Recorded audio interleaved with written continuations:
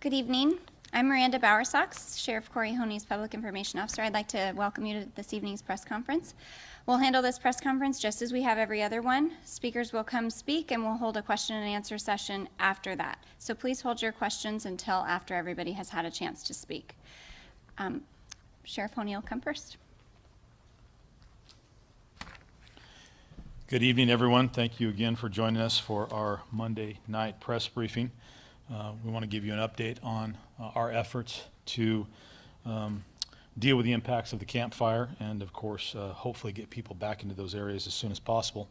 As I've said in my previous press briefings, that the information that I'm about to provide to you is based on the best information I have. We still have a dynamic situation in some cases, and information may come to my attention later on that causes me to clarify what I've told you tonight. I'll start off with our ongoing effort to account for people who have been reported to us as unaccounted for.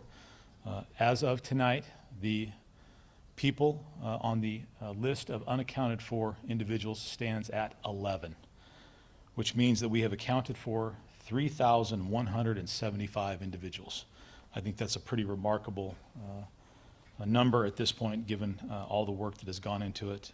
We're still working to identify and locate those 11 individuals, and we will continue to do that until we have exhausted all of our leads. Moving on to our report on the fatalities. Tonight, we have our count stands at 0 additional human remains recovered. That has been the trend over the last several nights. But I do need to revise the number of fatalities to date. We are revising it from 88 down to 85. The reason for that is similar to the situation that we talked about a couple of weeks ago. We've determined through DNA analysis that in 3 instances, individuals whose remains were collected in separate bags were given separate case numbers for each bag. Through the process that has taken place at the Sacramento County Coroner's Office and the autopsy, DNA has now confirmed that the individuals in those, the remains in those separate bags were in fact one individual. Those are 3 instances. That's what has resulted in us revising our number of deceased individuals from 88 to 85. We have tentatively identified 39 individuals based on circumstantial evidence, which we will hope to positively identify them going forward utilizing DNA. To date, we have positively identified 43 individuals. In 31 of those cases, we used DNA. 12 of those cases, we used dental records. In 4, we used fingerprints. In 2, we were able to identify those individuals visually. To date, there are 3 of those remains where we have not been able to come up with a tentative identification. We are working to collect DNA from the remains of those individuals and then would hopefully be able to identify them through DNA at a later date. Of the individuals that we have, we've notified the next of kin in 43 of those cases, and currently we have no pending next of kin notifications until we are able to confirm further identifications. Tonight I have 10 new names to update you on after the identification has been made and the notifications have been made. And so it is my sad duty again tonight to read this list of names. I would begin by telling you that my thoughts and prayers are with the family members. My heart goes out to them. And as I read their names, I'm going to do the best to pronounce their name correctly. If I mispronounce it, it was not intentional. After this press conference, we will release a press release with the individuals' names, ages, and the city in which they lived. So you'll be able to get the correct spelling from that press conference or that press release. So tonight, we're releasing the names of Helen Pace, age 84, from Paradise. Gary Hunter, age 67, from Magalia. Beverly Powers, age 64, from Paradise. Sheila Santos, age 64, from Paradise. Andrew Downer, age 54, from Paradise. Lou Herrera, age 86, from Paradise. T.K. Huff, age 77, of Concow. Gordon Dice, age 66, of Chico. James Garner, age 63, of Magalia. And Robert Duvall, age 76, of Paradise.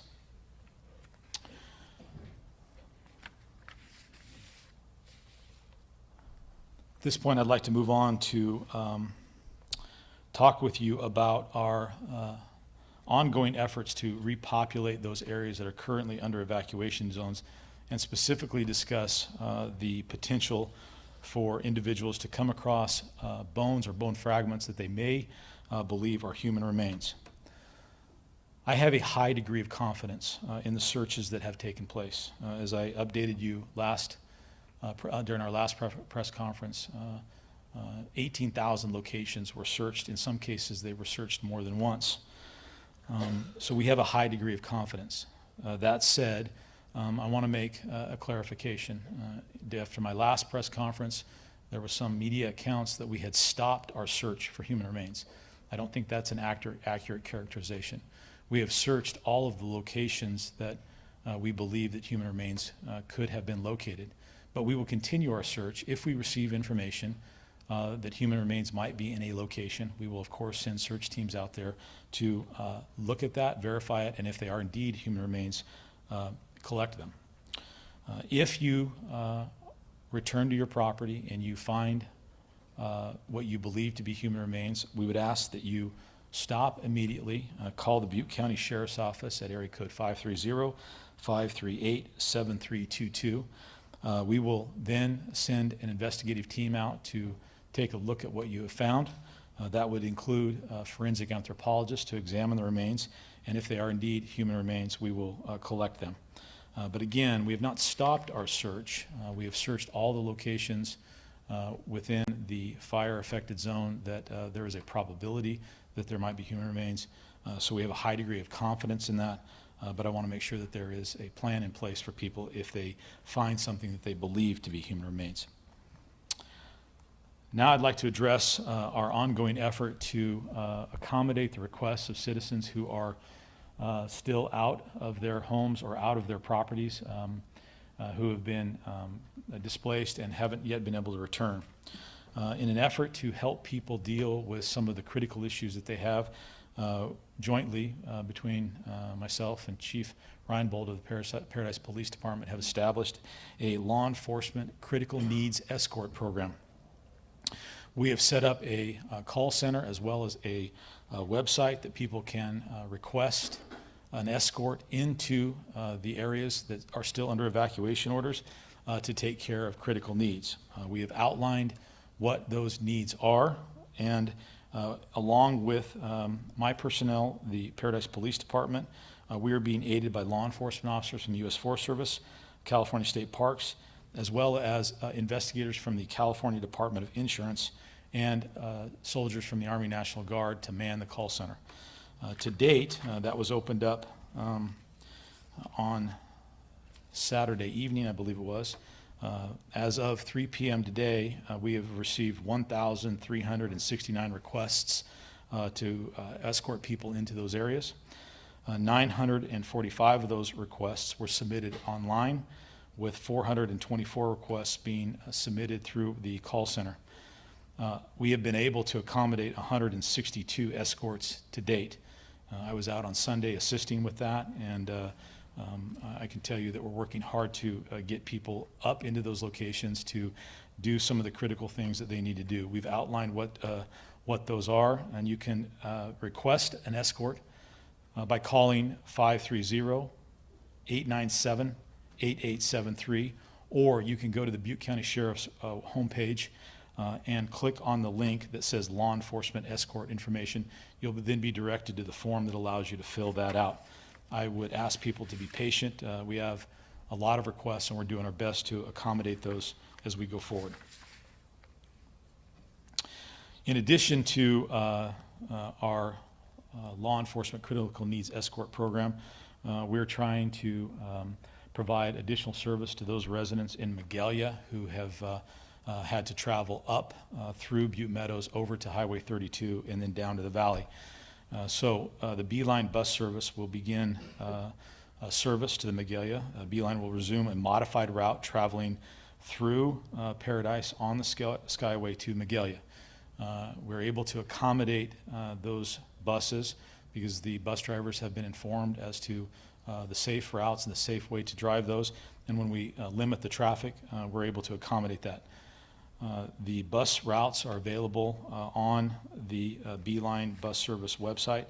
You can go there and learn the routes by going to beelinetransit.com, and you'll be able to get some more information about that. And again, that's part of our ongoing effort to try to deal with the transportation issue of the individuals up in Magalia. And finally, I want to talk a little bit about our ongoing efforts for repopulation, and then Chief Reinbold will have some additional information. And after that, we're going to bring up some of the folks who represent the utility companies who are working very hard to try to get Paradise, as well as those other areas that are still under evacuation orders, in a position where they are safe for us to open up to the general public. I want to preface this comment with this. Our effort to get this in a position where it's safe is we're doing everything we can as quickly as we possibly can. Our order to keep people out at this point is not arbitrary, it's not capricious. It is based on the fact that there are still hazards, significant hazards, that have to be mitigated before we open up this area to the general public.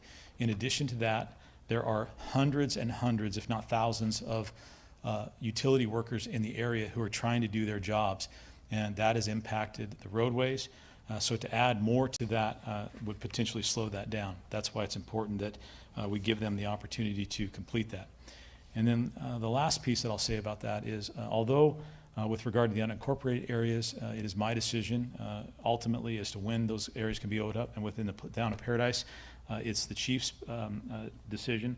You need to understand that we have to get the sign-off of the utility companies. We cannot go against their advice and open something up if they tell us it's not safe. So please understand that we respect and understand that people want to get back in. We understand it. We're under a lot of pressure, but we are trying to get this done as quickly as we possibly can and make sure it's safe. So with that said,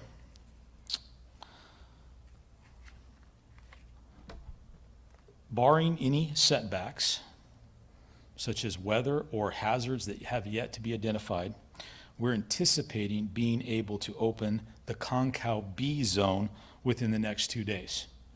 I'll repeat that so that we're very clear. Barring any setbacks such as weather or unidentified hazards, we're anticipating being able to open the Concow B zone within the next couple of days. The storm that we had last week is a good example of how things can happen that will set us back. That storm caused a setback, which you'll hear more about in a few moments from Chief Reinbold. But ultimately, what I'm telling you is that we're going to do our best within the next couple of days to get that zone opened, but I can't guarantee it given what we're facing. Additionally, barring any setbacks such as weather or unanticipated hazards, we're anticipating being able to open the South Pines zone along with zones 3, 8, and 14 within the town of Paradise later this week. This will, of course, result in Pence Road being open. That has been a critical thoroughfare that we're trying to get open so that we can get a passage from Magalia down to the valley without people having to go up and over through Butte Meadows.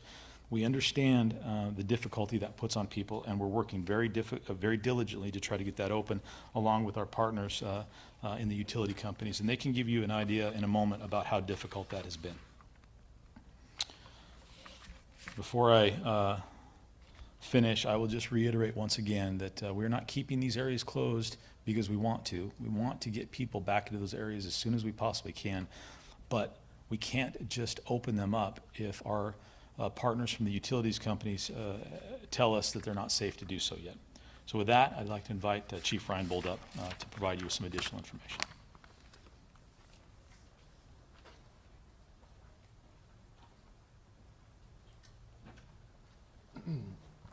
Good evening. My name is Eric Reinbold, the Paradise Police Chief. I want to let the community know again I do have deep roots to the community. I was born and raised up there, raising my own family, and I've been impacted by this fire just as you have, and experiencing these issues firsthand. We understand the urgency to return to your homes and to your properties, and the process is complex, and it's taking a lot of effort from all of our partners that we'll talk later this evening. Even though the fire is out, public safety remains our #1 priority. The storm impacted our work last week, and lifting those zones that we had talked about last week have been adjusted due to the additional safety concerns that were created. The process for opening the zones is going to be orderly, controlled, and opened once we've made sure that it's safe for our citizens to re-enter. We ask that the citizens are patient at the checkpoints and remind you that when that time comes, you'll need a form of identification to be allowed into the zones. The first 24-hour periods for entry is going to be to residents only, to allow you an opportunity to be in there prior to the general public. Some of those forms of ID include driver's license, a state ID, passport, utility bill, and a valid photo ID. Upon re-entry, there's going to be information handed out to residents. You'll get a safety kit with personal protective equipment. And the information packets, I want to emphasize that there's a lot of information to help mitigate hazards to yourself, as hazardous materials are going to be left behind. And we want to make sure that you protect yourselves if you do choose to go through the remains on your property. And I want to reiterate what the sheriff said. We are working very diligently to open the Pence Road corridor, and our goal remains to open zones 3, 8, and 14 by the end of this week. We mentioned at the last press conference that we were hoping to open zones 9 through 13 at the same time, but the storm has set those back, and additional work is being completed in order to reevaluate the timeline on that. As the work is being completed in zones 3, 8, and 14, we're shifting our resources to the interior of the town to evaluate those areas and establish a timeline on being able to open the core of Paradise, as well as zones 9 through 13. And again, as the sheriff has said many times, barring any unforeseen issues, the rough timeline for that is going to be at least a couple of weeks. One thing I want to reiterate as well is that official information about the evacuation orders being lifted will come directly from the Town of Paradise Police Department and the Butte County Sheriff's Office. That information will be the most accurate and up to date, and it should be very clear as to what zones and when they will be open. In order to get that information, citizens can look on the ButteCountyRecovers.org website. They can sign up for Code Red, and also use social media sites to stay up to date. Remember, when you do re-enter into the zones in the coming days, you may encounter dangerous conditions and be exposed to hazardous materials.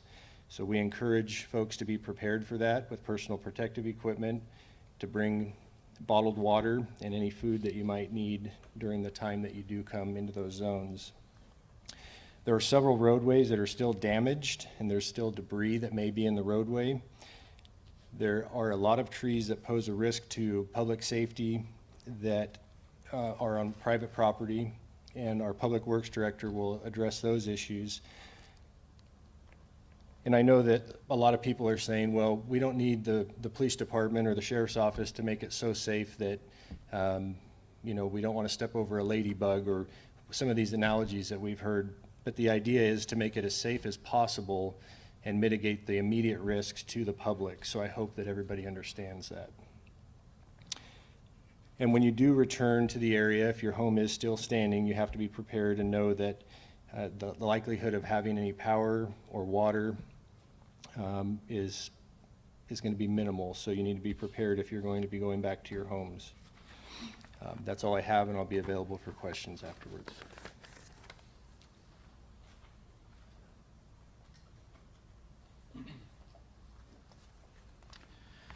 Good evening. My name is Mark Maddox. I am the Assistant Town Manager and Public Works Director for the Town of Paradise. Tonight I'll be providing an update on behalf of the Public Works Department as it relates to our tree hazard assessment and mitigation program. As you'll hear about from affected utility companies, there was a lot of unsafe conditions for residents and let alone our Public Works staff. And so now that there are hazards being mitigated by utility companies, our teams are fully mobilized. We are continuing our program assessing immediate threat trees to life and safety. These are trees on public roads which are not in the influence of utilities, but are in the influence of public roads or on public roads themselves. We are doing this by partnering with local arborists and contractors in addition to receiving mutual assistance from neighboring counties. Our work involves felling trees which are threats to life and safety to the ground and moving branches off the roadway and out of drainages. This work is occurring in a manner that is respectful to structures still standing and ones that are no longer. As of 2 p.m. today, the Town of Paradise has assessed and mitigated all immediate threat trees on public roads or in the influence of public roads in zones 3, 8, and 14. Private roads, however, and private properties have not been assessed for tree hazards, and as reentry progresses in the Town of Paradise, residents are advised to use extreme caution and be aware tree hazards may exist. In closing, the Town of Paradise remains dedicated to partnering with all local, private, public partners in this and continuing the progression of reentry into Paradise. Thank you.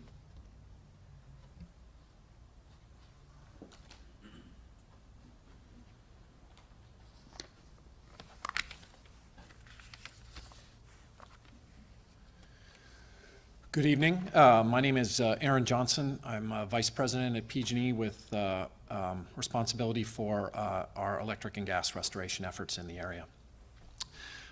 Thank you for the opportunity to update our community on our progress this evening. I just want to start by echoing that our hearts remain with all of you that have been impacted by the Camp Fire. We continue to focus at PG&E on assessing infrastructure, safely restoring power where possible, and helping customers recover and rebuild. The fire caused substantial damage to our local electric and gas systems, and we have several emergency operations centers open to guide our response to this event. PG&E has about 3,700 employees, contractors, and mutual assistance personnel working in the area, and we've been continuing to respond in full cooperation with local authorities and first responders. We have received mutual aid assistance from utilities as far away as Hawaii and Florida. This evening, there are approximately 3,100 electric customers in Butte County who can receive service but are without power due to fire impacts. In addition, we have also turned off gas service to more than 12,000 customers, and service remains off to them.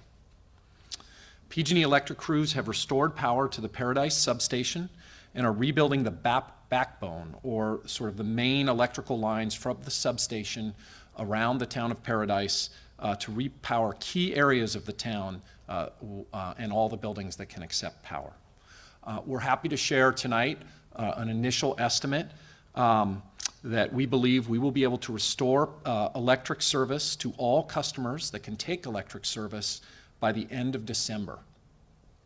The critical path item in doing this, as the sheriff spoke to, and the Chief Reinbold as well, is removing the hazard trees, the many, many hazard trees that are within falling range of those electrical lines and must be removed before we can safely energize those systems. We are continue to work with local community leaders and agencies to help prioritize those restoration plans wherever and whenever possible. On the gas side, a critical part of restoring natural gas service involves pressure testing the lines and performing leak surveys to check for damage before restoring customers' gas service. Again, pleased to be able to share a working estimate tonight that beginning in December and continuing through the first quarter of 2019, gas service will be restored to those who can receive it.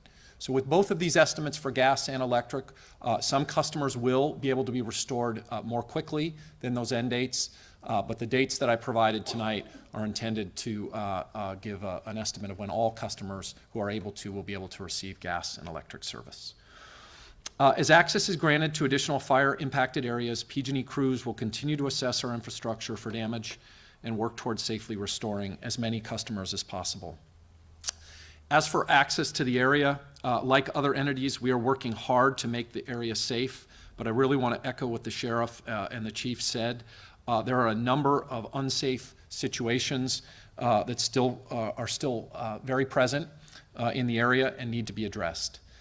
There currently remains hazards-free entry due to the presence of debris from the fire, and in particular, from the PG&E perspective, electrical equipment and many of these hazardous trees and vegetation that have not been fully cleared yet. We take these threats to personal safety seriously, as we don't want anyone injured as they return to their property. We are working very hard to remove all of these hazards. We have an unprecedented response in the number of utility personnel on site, and we will continue to coordinate our efforts closely with the county and the town. Thank you, and please stay safe.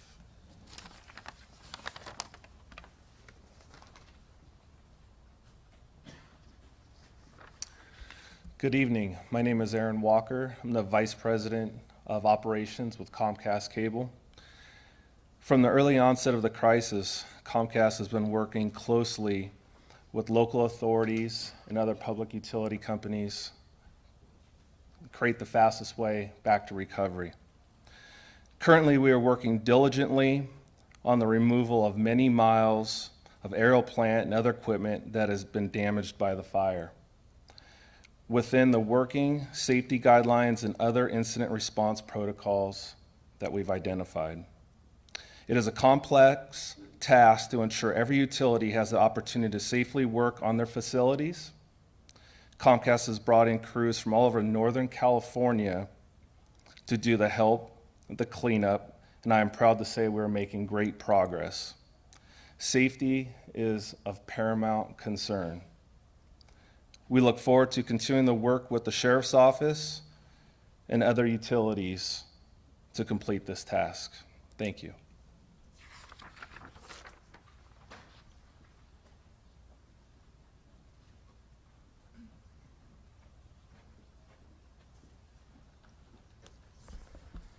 Good evening. My name is Preston Dickinson. I'm an independent contractor with AT&T. I want to emphasize that AT&T is working 12 to 14 hours a day. Our guys are working up there, and this is for the safety of the community as well as the work being performed as safely as possible. Immediately following the Camp Fire in Paradise, we worked to restore and maintain network operations as quickly and safely as conditions allowed. We supported first responders, our customers, and the affected communities with portable cell sites in affected areas as we continued to work and repair damaged equipment. We are in the process of removing miles of damaged cable from the Paradise area. We will continue to work with the power company, PG&E, and Comcast to replace or transfer our equipment off damaged or destroyed poles. As we go through the process, we are replacing cable where it is safe and feasible, and assessing areas that have sustained heavier damage and will require more time to fix. As we continue to make repairs to our wireline network, we have prioritized our efforts to benefit the greatest number of customers as we make these incremental repairs. In areas that were more severely burned, restoration may take longer. We are working as diligently and safely as possible to finish the repairs and appreciate our customers and the public's patience. We have waived charges and bill credits and are happy to help address customers' concerns as they arise. If you are a home phone customer, and you. Our team will continue to work diligently on the extensive restoration effort and genuinely care for the affected customers and the hardships they have endured. We are working with the Paradise community and other utilities to rebuild together. Thanks.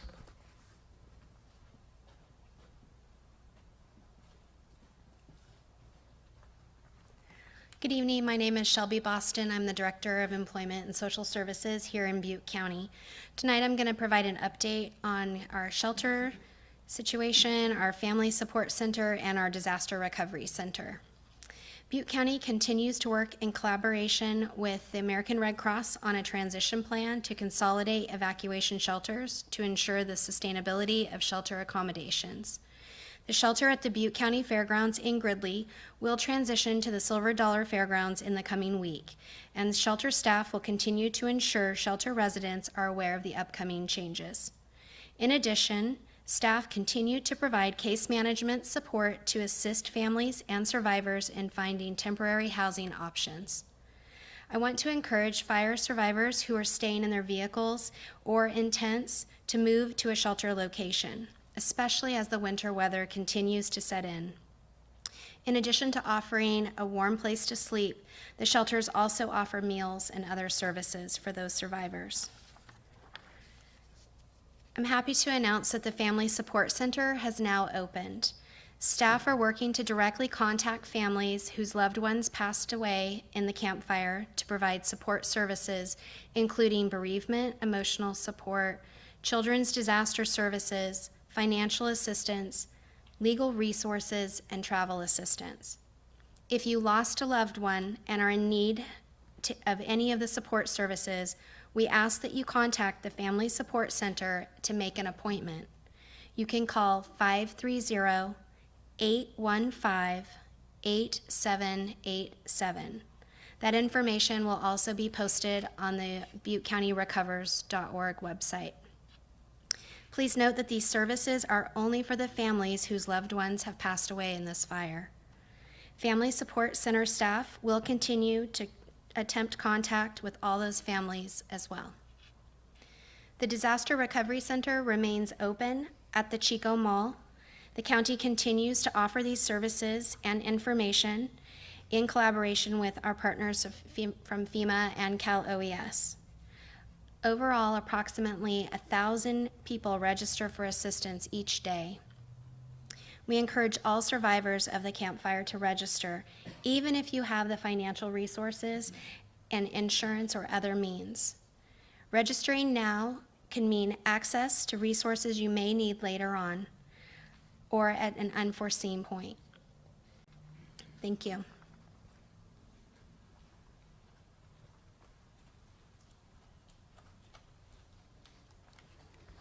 Good evening. Lisa Almaguer, Public Information Officer with Butte County Public Health and Butte County Animal Control.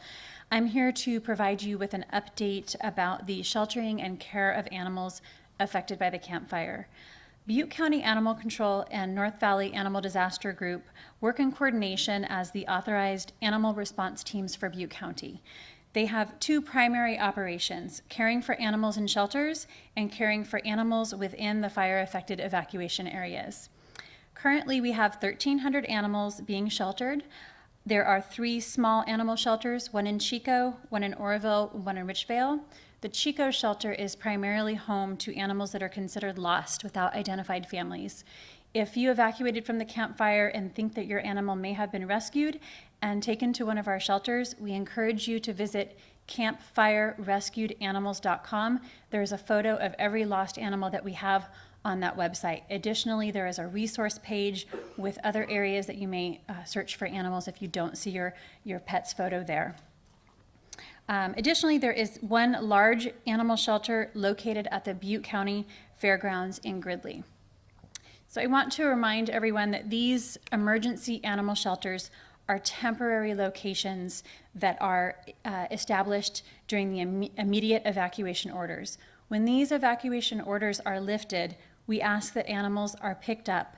This is best for their emotional health and for their physical comfort. They want to get back with you. If you are unable to take your animals home, it is our priority to help you identify opportunities for long-term solutions to transition your animals out of the shelter. We encourage animal owners to look at foster opportunities in the community. A Facebook group has been established to connect people who need a temporary fostering home for their animals with people who are willing and able to serve as foster caregivers. The community has come out in huge support. There are many, many homes and families that are willing to temporarily foster your animals. The Facebook group is called Campfire Foster Connection, Campfire Foster Animal Connection. Now moving on to the second operation is caring for animals who are sheltered in place in the fire evacuation areas. There are currently 600 shelter-in-place locations that we serve. Animals are only sheltered in place in locations where their homes are intact. No animal is left where home or property is destroyed. According to national animal welfare organizations, best practice during disasters is to provide shelter-in-place services for healthy animals in safe locations.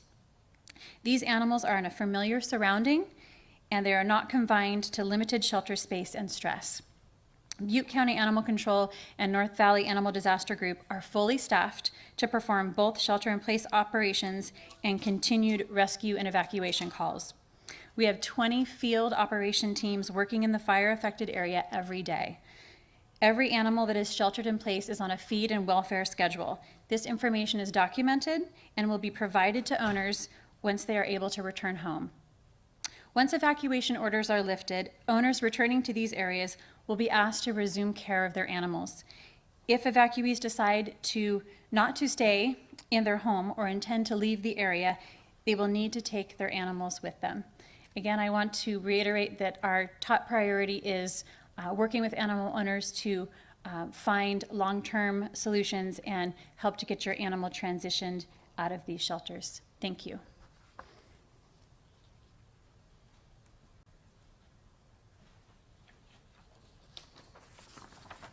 Good evening. My name is Eric Lamoureux. I'm the Senior State Official for the Governor's Office of Emergency Services. As we've talked about before, this is going to be a long road to recovery. Along that road, there's many critical milestones, and today, less than 30 days after the fire, we began debris operations, a significant milestone in working to restore a safe community to Butte County and the town of Paradise. This will be the largest debris removal operation the state has ever undertaken, and for better or worse, we have tremendous experience because of recent years' fire recovery efforts that we've been involved in. We want this process to move as fast as possible, but we also want to be extremely safe, not only for our workers, but for the community and all those officials that are going to be utilized to move this effort forward. This mission is more than double the number of properties that we cleared last year as part of the Northern California fire siege. For those that live in this region, you can certainly recognize the challenging logistics and the difficulty that we're going to face in removing the debris from all of these properties. There's only a limited number of roads that can be utilized, and our teams are working to make sure that we can maximize those routes. We'll be working closely with local law enforcement so that we can move debris efficiently and safely from your communities to area landfills. Debris removal is done in two phases. The household hazardous waste removal is a joint effort of the State Department of Toxic Substances Control and the U.S. Environmental Protection Agency. Our second phase removal will be coordinated by the state's recycling agency, landfill and recycling agency, CalRecycle. Today, household hazardous waste removal began, and I'll let my partner, Adam Palmer from the Department of Toxic Substances Control, speak more to the actual work that is happening out in the field beginning today. Debris removal operations for phase 2 are set to begin on January 7th, and we expect that we will actually have trucks moving through the community, removing waste from properties that individuals have given us permission to clean as early as January 14th. There's going to be more information about phase 2 available for you at future town hall meetings and community gatherings where we'll be available with a number of staff to answer all of your questions.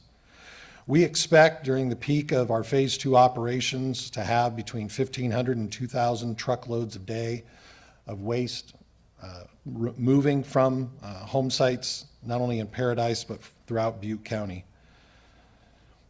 When we talk about the work that's happening today with phase 1, let me stress what we've stressed before, that all of our work to remove household hazardous waste is done with tremendous respect for your property and for those family heirlooms or mementos that may be left behind. And every effort will be made to protect those and not disturb those to the extent we can. We look forward in the weeks ahead to working with your community in a partnership, work together to prioritize work, to strategize work, to ensure that everything we do is in the best interest of Butte County and the town of Paradise, so that we can efficiently move forward in cleaning your properties and safely returning those properties to you so that you can begin that next critical phase of rebuilding. Thank you.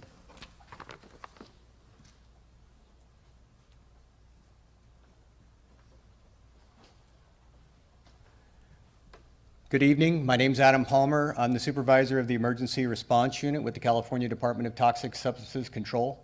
As Eric pointed out, DTSC began its removal of household hazardous waste along with our federal partners, the U.S. Environmental Protection Agency, and also in close cooperation with Butte County Environmental Health Department today up in the Paradise area.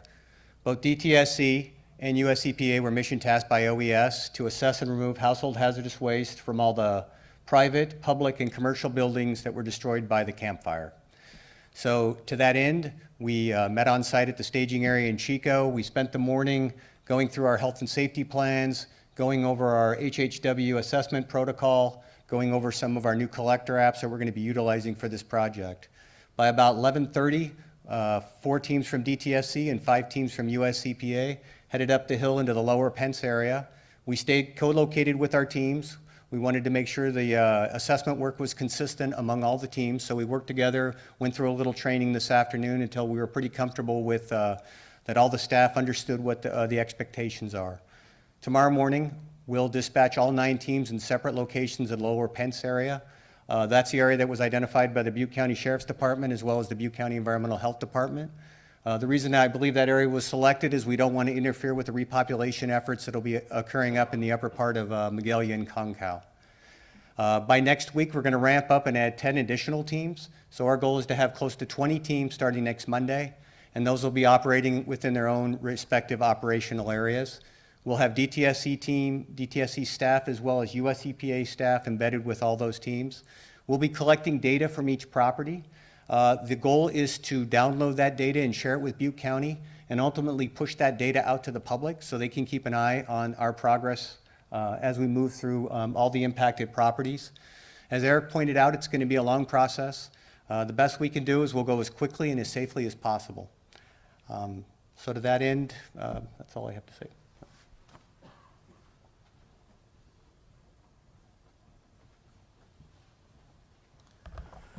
Good evening. I'm Kevin Hannis. I'm the Deputy Federal Coordinating Officer for this event, and I'm also the Senior Federal Official here in Butte County. Wanted to just provide a few little statistical updates for you and then allow you to get to your questions and our answers. To date, over $30 million in grants have been approved by FEMA to individuals and households impacted by the campfire. $28 million in approved loans have been approved by the Small Business Administration. A majority of that is to homeowners and renters.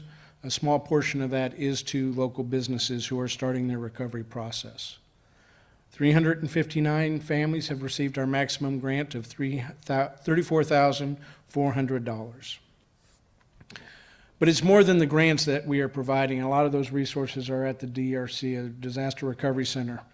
They include disaster unemployment, disaster legal services, crisis counseling, and assorted other services and benefits that are provided to you at the Disaster Recovery Center.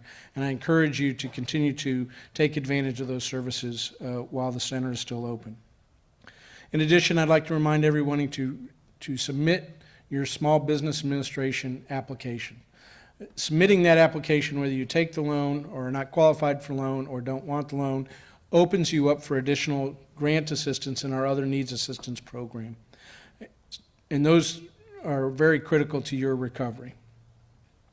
To date, in our Transitional Shelter Assistance Program, or the hotel program, we still have 2,500 eligible families that are eligible to take advantage of that program.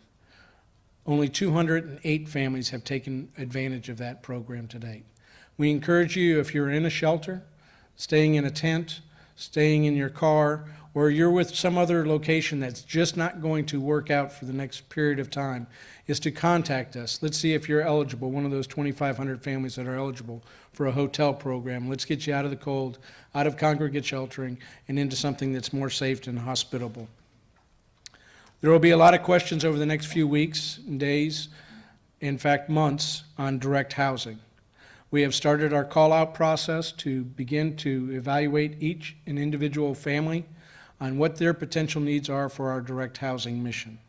We will continue that over the next several months as we look to understand what the true need is, as we identify potential locations, identify the types of units that we would best fit into there, work that with our local officials, with the state, with Cal OES, to ensure that those are appropriate for not only the individual but for the community at large.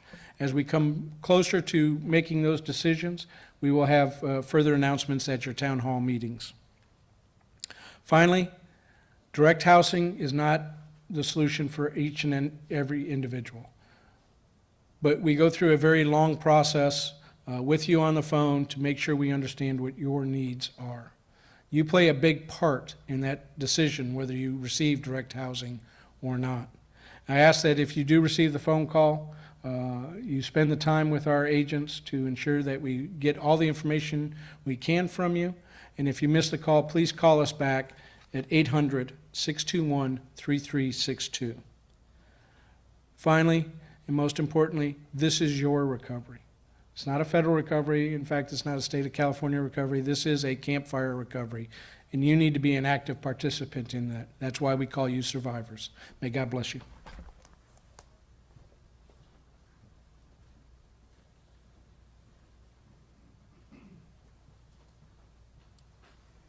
We're now going to begin our question and answer session, and I'm sure there's some questions for Sheriff Honey. I'm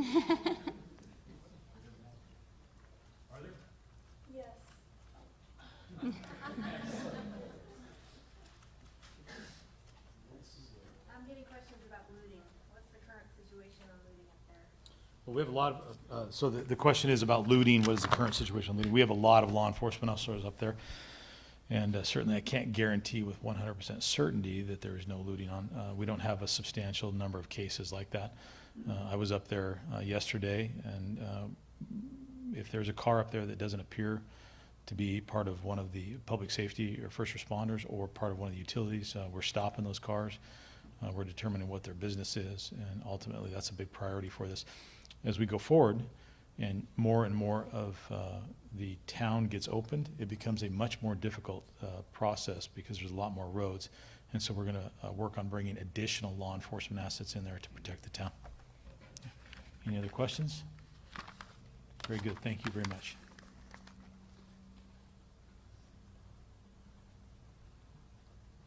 Are there any questions for Paradise Police Chief Reinbold?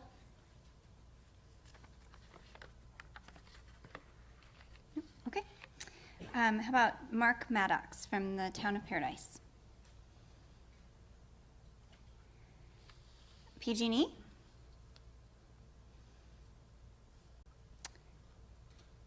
Comcast? AT&T? Shelby Boston?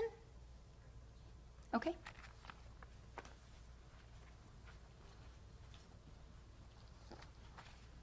I'm just curious what is or can be done to help the individuals who are still staying in, for example, the Walmart parking lot during The Walmart parking lot is free of any individual sheltering there. There was a lot of effort put in over the weekend to help those individuals relocate to the Silver Dollar Fairground as well as other resources locally.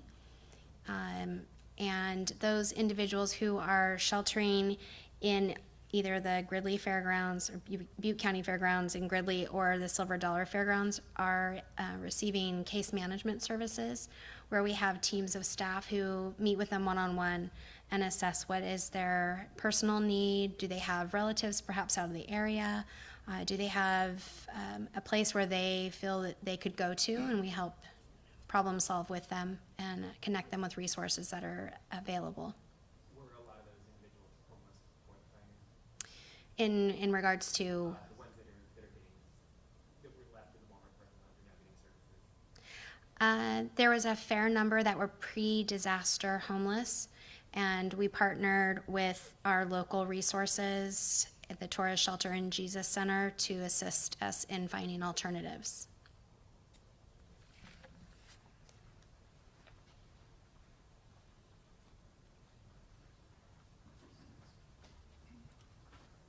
Are there any questions for Lisa Almaguer from Public Health? How about Adam Palmer, Senior Scientist, Department of Toxic Substances Control? And Cal OES and FEMA?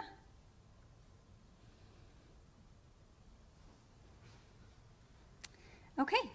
I'd like to announce that there is a community meeting tomorrow evening at Southside Community Center at 6:30. We also have our next press conference scheduled for Wednesday, the 5th of December, same time, 6 o'clock p.m., right here at the same location. Thank you very much.